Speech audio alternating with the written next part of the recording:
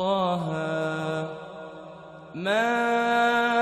أنزلنا عليك القرآن لتشقى إلا تذكرة لمن يخشى تنزيلا ممن خلق الأرض والسماوات العلى الرحمن على العرش استوى له ما في السماوات وما في الأرض وما بينهما وما تحت الثرى وإن تجهر بالقول فإنه يعلم السر وأخفى الله لا إله إلا هو له الأسماء الحسنى وهل أتاك حديث موسى إذ رأى نارا فقال لأهلهم كثوا إني آنست نارا لعلي آتيكم منها بقبس أو أجد على النار هدى فلما أتاها نودي يا موسى إني أنا ربك فاخلع نعليك إنك بالواد المقدس طوى وأنا اخترتك فاستمع لما يوحى إنني أنا الله لا إله إلا أنا فاعبدني وأقم الصلاة لذكري إن الساعة آتية أكاد أخفيها لتجزى كل نفس بما تسعى فلا يصدنك عنها من لا يؤمن بها واتبع هواه فتردى وما تلك بيمينك يا موسى قال هي عصاي أتوكأ عليها وأهش بها على غنمي ولي فيها مآرب أخرى قال ألقها يا موسى فألقاها فإذا هي حية تسعى قال خذها ولا تخف سنعيدها سيرتها الأولى واضمم يدك إلى جناحك تخرج بيضاء من غير سوء آية أخرى لنريك من آياتنا الكبرى اذهب إلى فرعون إنه طغى قال رب اشرح لي صدري ويسر لي أمري واحلل عقدة من لساني يفقه قولي واجعل لي وزيرا من أهلي هارون أخي أشدد به أزري وأشركه في أمري كي نسبحك كثيرا ونذكرك كثيرا إنك كنت بنا بصيرا قال قد أوتيت سؤلك يا موسى ولقد مننا عليك مرة أخرى إذ أوحينا إلى أمك ما يوحى أن اقذفيه في التابوت فاقذفيه في اليم فليلقه اليم بالساحل يأخذه عدو لي وعدو له وألقيت عليك محبة مني ولتصنع على عيني إذ تمشي أختك فتقول هل أدلكم على من يكفله فرجعناك إلى أمك كي تقر عينها ولا تحزن وقتلت نفسا فنجيناك من الغم وفتناك فتونا فلبثت سنين في أهل مدين ثم جئت على قدري يا موسى واصطنعتك لنفسي اذهب أنت وأخوك بآياتي ولا تنيا في ذكري اذهبا إلى فرعون إنه طغى فقولا له قولا لينا لعله يتذكر أو يخشى قالا ربنا إننا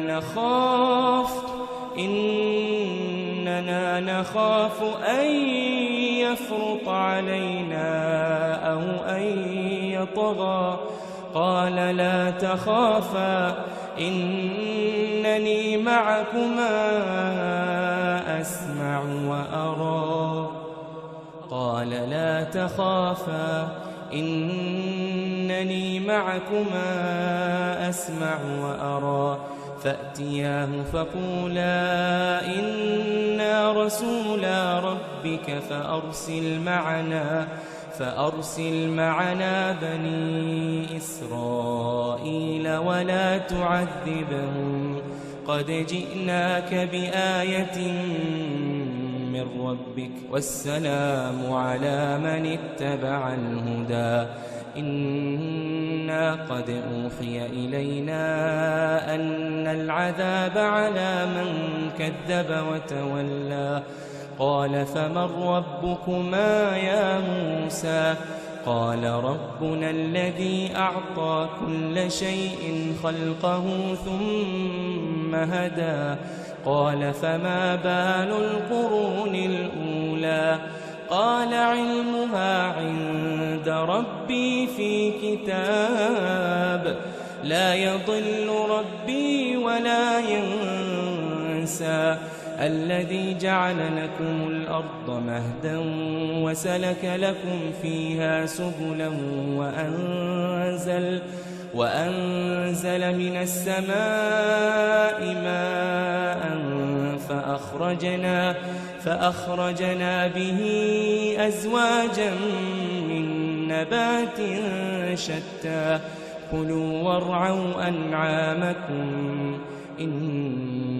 في ذلك لآيات لأولي النهى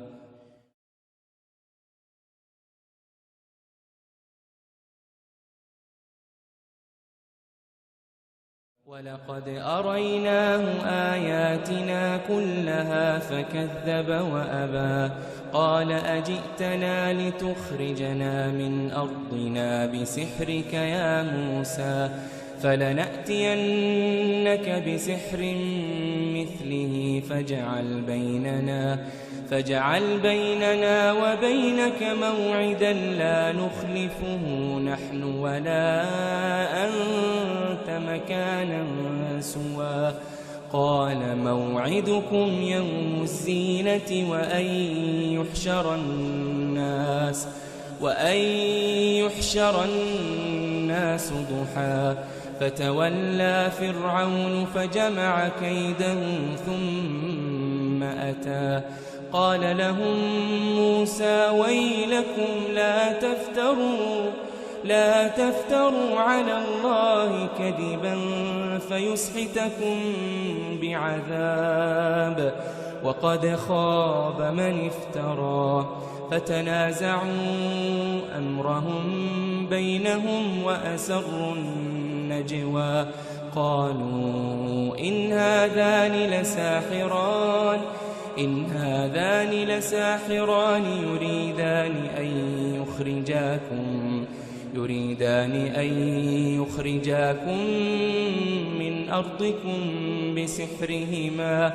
من أرضكم بسحرهما ويذهبا بطريقتكم المثلى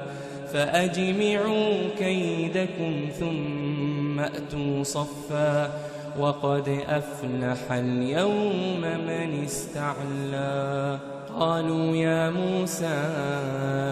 إما أن تلقي وإما أن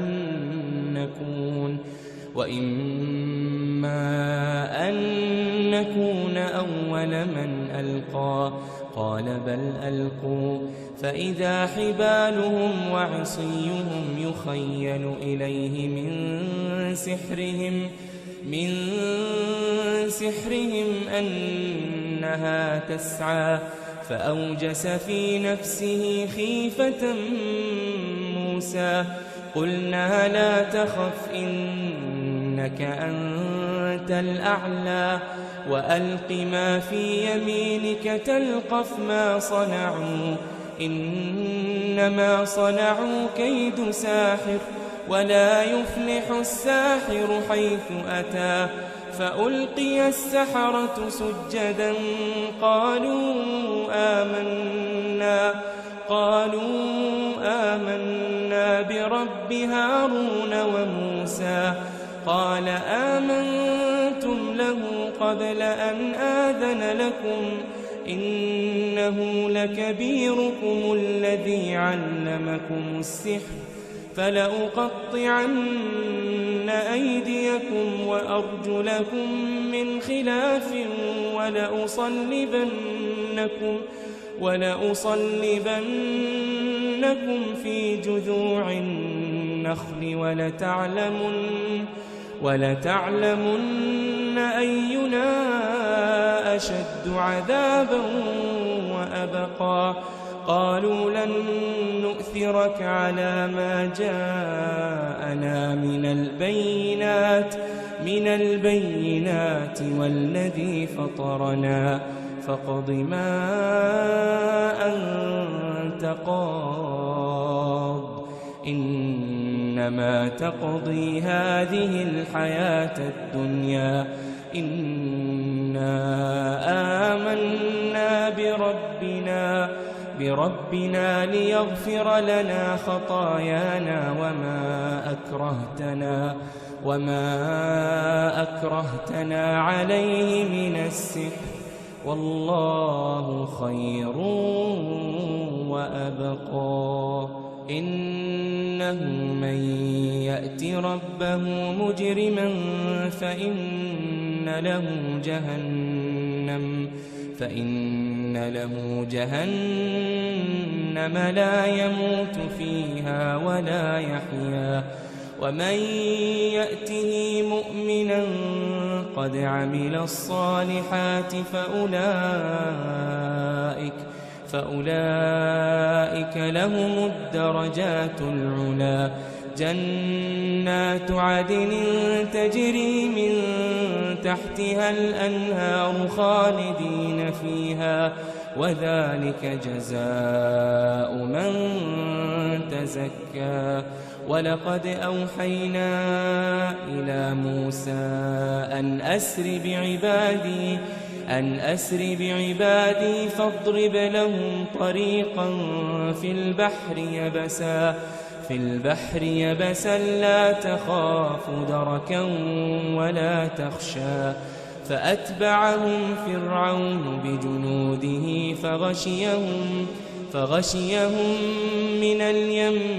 ما غشيهم وأضل فرعون قومه وما هدى. يا بني إسرائيل قد أنجيناكم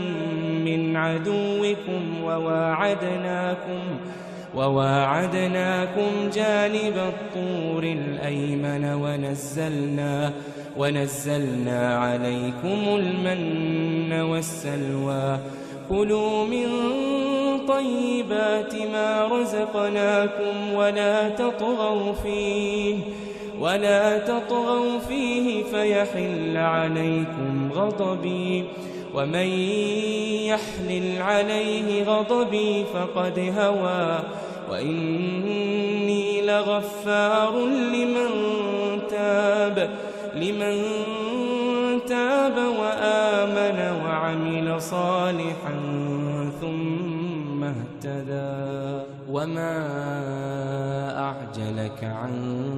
قومك يا موسى قال هم أولئك على أثري وعجلت إليك رب لترضى قال فإنا قد فتنا قومك من بعدك وأضلهم السامري فرجع موسى إلى قومه غضبان أسفا قال يا قوم ألم يعدكم ربكم وعدا حسنا أفطال عليكم العهد أم أردتم أن يحل عليكم غضب من ربكم فأخلفتم موعدي قالوا ما أخلفنا موعدك بملكنا ولكننا حملنا أوزارا من زينة القوم فقذفناها فكذلك ألقى السامري فأخرج لهم عجلا جسدا له خوار فقالوا هذا إلهكم وإله موسى فنسي أفلا يرون ألا يرجع إليهم قولا ولا يملك لهم ضرا ولا نفعا ولقد قال لهم هارون من قبل يا قوم إنما فتنتم به وإن ربكم الرحمن فاتبعوني وأطيعوا أمري قالوا لن نبرح عليه عاكفين حتى يرجع إلينا موسى قال يا هارون ما منعك إذ رأيتهم ضلوا ألا تتبعني أفعصيت أمري قال يا ابن لا تأخذ بلحيتي ولا برأسي إني خشيت أن تقول فرقت بين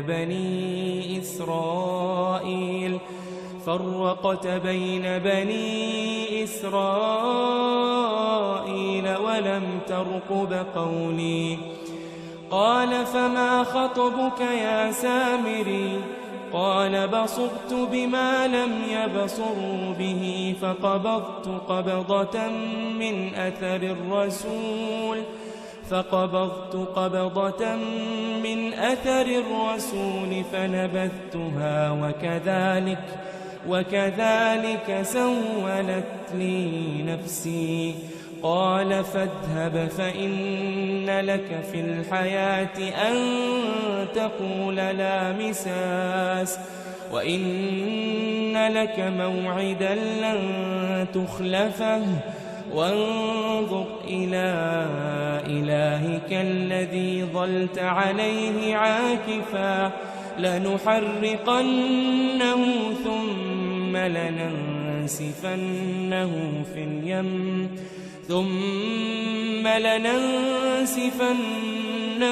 في اليم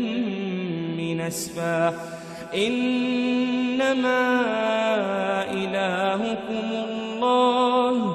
الله الذي لا إله إلا هو وسع كل شيء علما كذلك نقص عليك من أنباء ما قد سبق وقد آتيناك من لدنا ذكرا من أعرض عنه فإنه يحمل يوم القيامة وزرا خالدين فيه وساء لهم يوم القيامة حملا يوم ينفخ في الصور ونحشر المجرمين يومئذ زرقا يتخافتون بينهم إن لبثتم إلا عشرا نحن أعلم بما يقولون إذ يقول أمثلهم طريقة إن لبثتم إلا يوما ويسألونك عن الجبال فقل ينسفها ربي نسفا فيذرها قاعا صفصفا لا ترى فيها عوجا ولا أمتا يومئذ يتبعون الداعي لا عوج له وخشعت الأصوات للرحمن فلا تسمع إلا همسا يومئذ لا تنفع الشفاعة إلا من أذن له الرحمن ورضي له قولا يعلم ما بين أيديهم وما خلفهم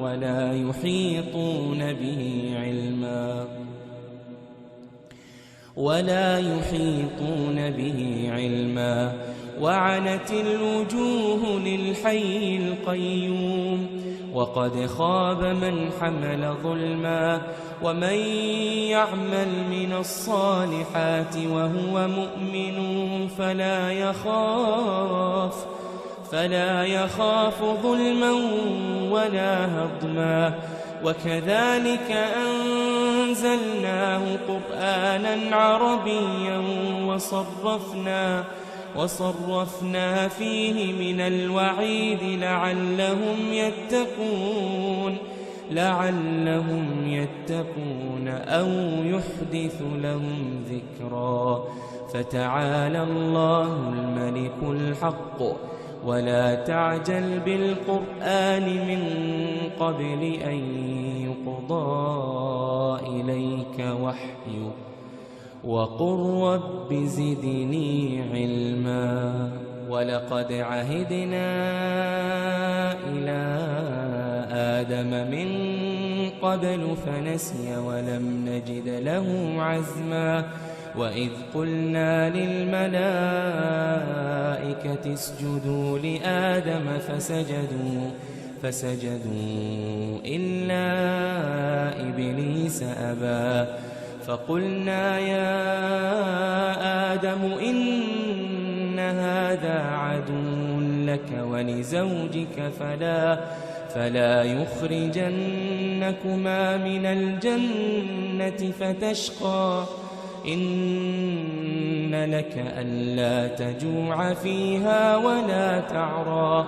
وأنك لا تظمأ فيها ولا تضحى فوسوس إليه الشيطان قال يا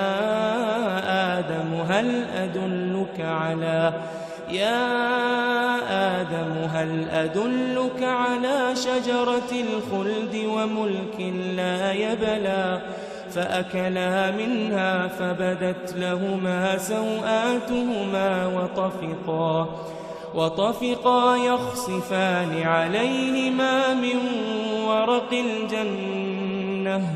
وعصى آدم ربه فغوى ثم اجتباه ربه فتاب عليه وهداه قال اهبطا منها جميعا بعضكم لبعض عدو فإما يأتينكم مني هدى فمن اتبع هداي فلا يضل ولا يشقى ومن أعرض عن ذكري فإن له معيشة ضنكا ونحشره يوم القيامة أعمى قال رب لم حشرتني أعمى وقد كنت بصيرا قال كذلك أتتك آياتنا فنسيتها وكذلك اليوم تنسى وكذلك نجزي من أسرف ولم يؤمن بآيات ربه ولعذاب الآخرة أشد وأبقى أفلم يهد لهم كم أهلكنا قبلهم من القرون يمشون في مساكنهم إن في ذلك لآيات لأولي النهى ولولا كلمة سبقت من ربك لكان لزاما وأجل مسمى فاصبر على ما يقولون وسبح بحمد ربك قبل طلوع الشمس وقبل غروبها ومن آناء الليل فسبح وأطراف النهار لعلك ترضى ولا تمدن عينيك إلى ما متعنا به أزواجا منهم زهرة الحياة الدنيا لنفتنهم فيه ورزق ربك خير وأبقى وأمر أهلك بالصلاة واصطبر عليها لا نسألك رزقا نحن نرزقك والعاقبة للتقوى وقالوا لولا يأتينا بآية من ربه أولم تأتهم بينة ما في الصحف الأولى ولو أنا أهلكناهم بعذاب من قبله لقالوا